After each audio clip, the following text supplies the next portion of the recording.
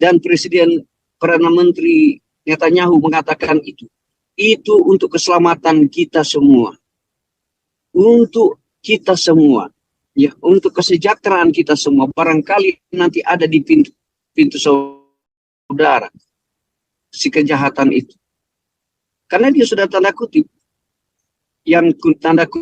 tapi mereka tidak terlalu condong bawah karena ada etikanya. Mereka tidak terlalu membawa Islam terlalu garis besar, selalu bawa Hamas, gitu.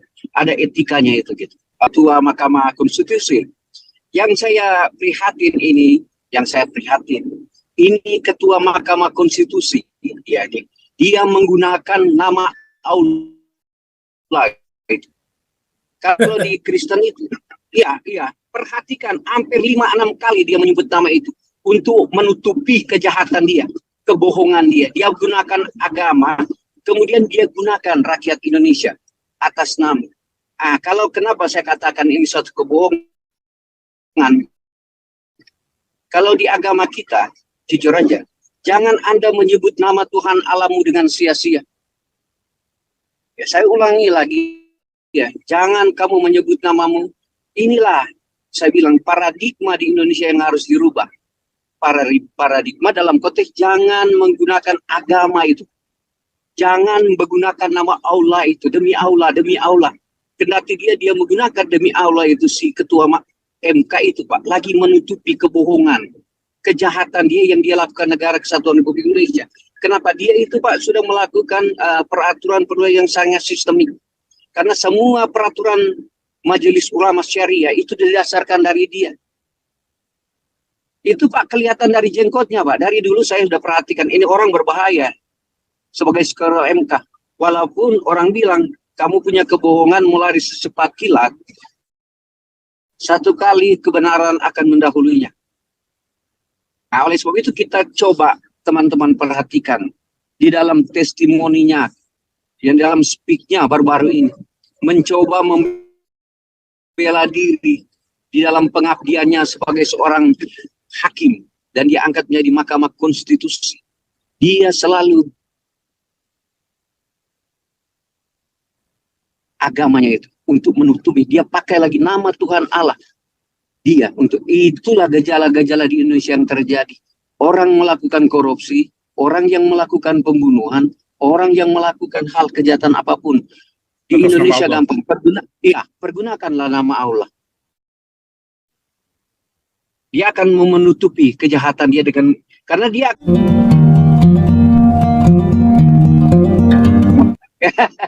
ini, ya, kalau kita di sinilah, kalau menyampaikan melihat berita, ya, saya lebih condong ke beritanya, ke newsnya, ke recently-nya, the live-nya, ya, itu biasa. Saya nonton news setiap hari, ya. Ya, kadang-kadang saya mengulanglah kalau mendengar berita-berita yang ada di Indonesia. Kadang-kadang saya coba menganalisa secara komparatif suatu kebenaran-kebenaran yang disampaikan oleh media mainstream yang live itu dan recently itu dan news itu, apakah sama dengan pemberitaan yang ada di Indonesia gitu. Nah, memang jauh gitu. Kadang-kadang di Indonesia diistilah dengan setelah bahasa CNN, BBC, Voice of America, atau Gatra, Kompas, Suara Pembaruan, lain sebagainya, selalu ada istilah di situ dilansir dan dikutip. Tetapi dia lansir, dia kutip, terjemahannya dia lakukan terjemahan bebas, bukan apa yang disampaikan yang terjadi di live dan yang terjadi di di news itu tidak sama. Itu yang jadi persoalan, ya, jadi persoalan di negara kita gitu.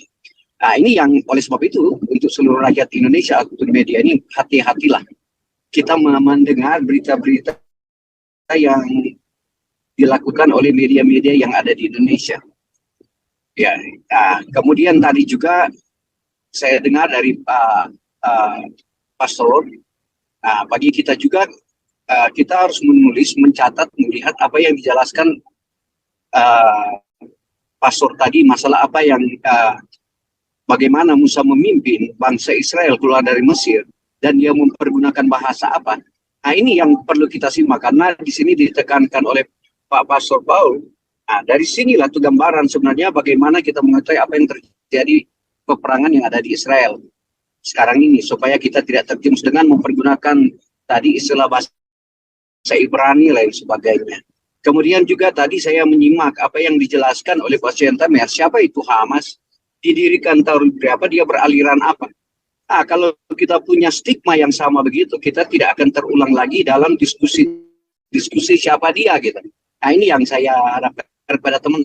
Yang saya mau bahas di sini selalu apa dampaknya peperangan antara Hamas dan Israel yang pengaruhnya kepada negara Kesatuan Republik Indonesia. Tadi saya mendengar ini kehormatan Mahkamah Konstitusi telah mengeluarkan peraturan untuk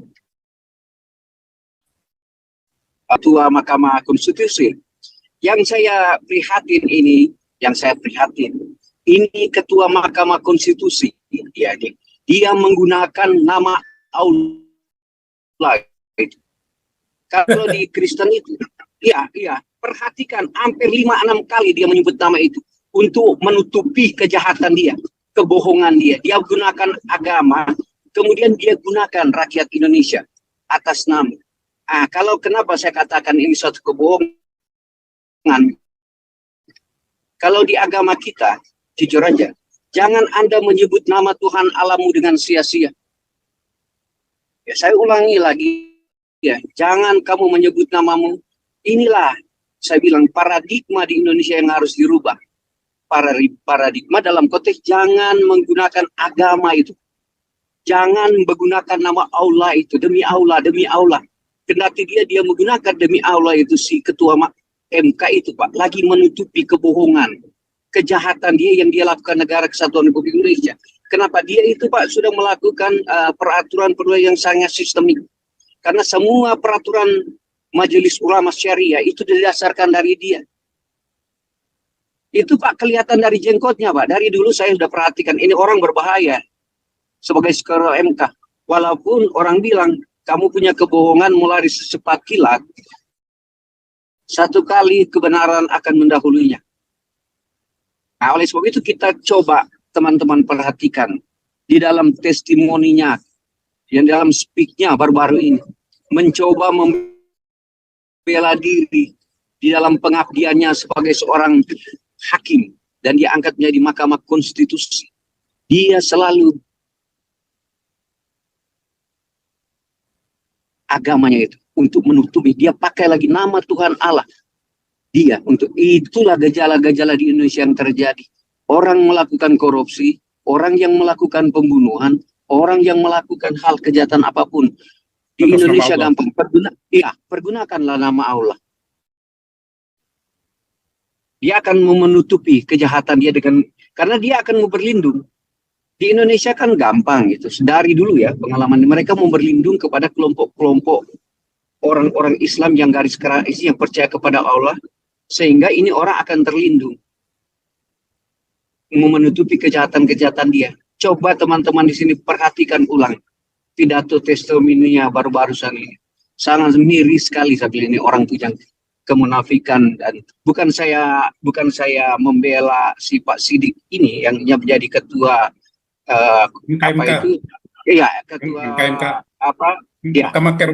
Mahkamah Konstitusi. Iya, Kehormatan. Iya, kehormatan dari Mahkamah Konstitusi. Saya bukan membela dia, tetapi saya melihat daripada body language-nya si Bapak ini, saya bilang ini orang jahat, ini orang. Jujur aja. Kenapa saya bilang jahat? Karena dia selalu mengangkat atas nama rakyat Indonesia. Apa kadang-kadang saya berpikir, apa you bicara atas nama representatif rakyat Indonesia? Udah tanya atau belum? Iya, dia bawa itu Pak. Pak Siantamer dengar kan? Coba Pak Siantamer rewind. Ini yang saya bilang ulang-ulang kepada rakyat, hati-hatilah. Kalau ada, saya bilang di negara kita, saya bilang. Sebenarnya saya selalu bilang, tanda kutip agama Islam itu baik. Tetapi kalau dia sudah terlembaga, itu jadi jahat luar biasa. Yang dibilang tadi itu PKS itu adalah sel-sel. Kan sudah diulang-ulang ya. Barangkali Pak Siantamer sudah sakit kepala pendengaran penjelasan saya, karena dari tahun lalu itu yang kita ulang-ulang. Sel-sel itu, benih-benih Islam garis keras yang bertumbuh di Indonesia, yaitu salah satu PKS, partai itu, yang ada di anggota DPR MPR itu. Kemudian saya bilang, siapa Menlu juga itu, cara pemahamannya melihat, karena dia tidak melihat apa pidato-pidato apa, speaker apa, testimoni apa, yang afidafis apa yang disampaikan oleh tokoh-tokoh besar di United Nation. Ya itu aja ambil ukuran. Di semua negara-negara besar mengutuk. Dibilang ini Hamas adalah monster gitu. Itu dibilang monster gitu. Ya kalau cuma di Hori Age itu tidak masalah lah. Pembantaian lain sebagainya. Tapi yang dibilang monster itu sudah sangat-sangat luar biasa. Ya ini yang menakutkan bagi kita. Dan Perdana Menteri Netanyahu mengatakan itu. Itu untuk keselamatan kita semua. Untuk kita semua. Ya, untuk kesejahteraan kita semua. Barangkali nanti ada di pintu saudara si kejahatan itu. Karena dia sudah tanda kutip. Yang tanda kutip tapi mereka tidak terlalu dicondong bawah karena ada etikanya, mereka tidak terlalu membawa Islam terlalu garis besar. Selalu bawa Hamas. Gitu. Ada etikanya itu gitu. Terima kasih, inilah teman-teman tadi Bapak apalagi Pak Pastor, saya sudah lihat di news bagaimana tuntunan orang tentara Israel mau mengeluarkan beberapa orang Palestina itu, dia menjaga supaya mengarah mereka ke selatan, itu memang ada di news. Kemudian mereka coba live itu bagaimana tunnel-tunnel ini ditunjukkan, kemudian mereka tunjukkan masjid itu digunakan, baru live itu sering, baru 3 jam lalu, 4 jam lalu. Iya Pak Teddy, sorry interupsi. Iya, bahwa ya Pak Teddy bilang apa, yang tadi ini tanya mau share dulu ya. Yang tadi kan Pak Teddy kan bilang bahwa mereka menggunakan nama Allah dengan sembarangan, tetapi untuk melindungi kejahatan mereka, ya kan? Benar. Ya, nah ini, iya betul. Ini teman-teman, ini apa yang dilakukan Hamas nih, saya mau share screen. Persis sekali seperti apa yang dilakukan Hamas. Lihat ini, Hamas ini rocket launcher ya. Ini dia di bawah masjid ini rocket launchernya. Iya. Ini teman-teman. Ya, bukan satu, luar biasa ada ya. Ada kira-kira 20 susun itu roket itu. Iya. Alat peluncurnya itu. Alat peluncurnya 20 atau 40. Iya.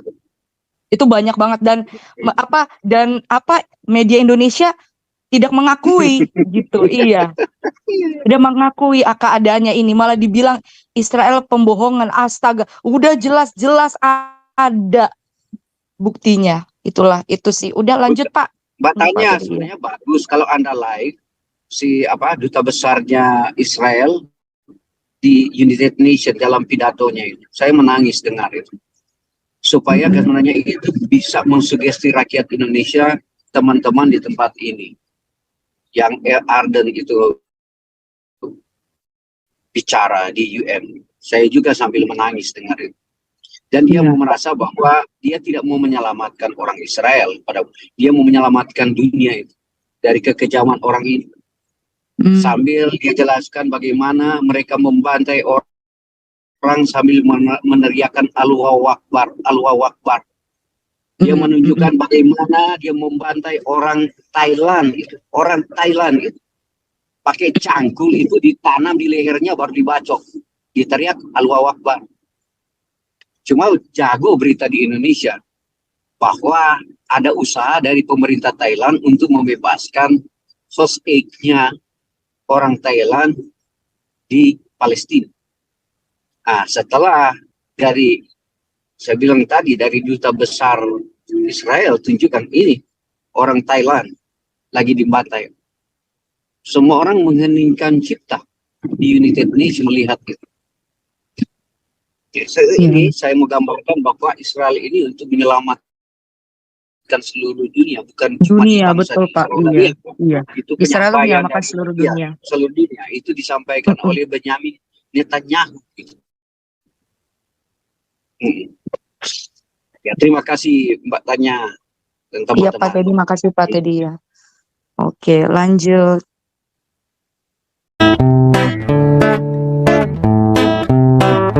Kau bilang kau menang debat,